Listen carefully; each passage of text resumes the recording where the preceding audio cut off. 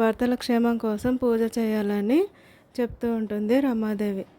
ఆ తర్వాత చామంతికి పూజ కోసం అన్ని ఏర్పాట్లు చేయమని చెప్తుంది. తర్వాత అందరూ కలిసి గుడికి వెళ్తారు. అక్కడ పూజ పూర్తి చేసుకొని పంతులు గారు చెప్పినట్టుగా మరొక పూజ మొదలు పెడతారు.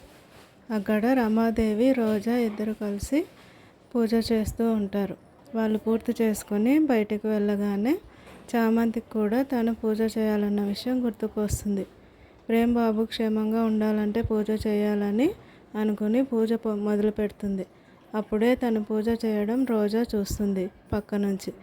పెళ్ళైన వాళ్ళు కదా ఈ పూజ చేయాల్సింది, తను ఎందుకు చేస్తుంది అనుకుని చామంతి దగ్గరకు వచ్చి అడుగుతూ ఉంటుంది. చామంతి టెన్షన్ పడుతూ ఉంటుంది, ఏం చెప్పాలో అర్థం కాక. రోజాకి చామంతి ఏం చెప్పి తప్పించుకుంటుంది? చామంతి చెప్పిన సమాధానం రోజాని కన్విన్స్ చేస్తుందా?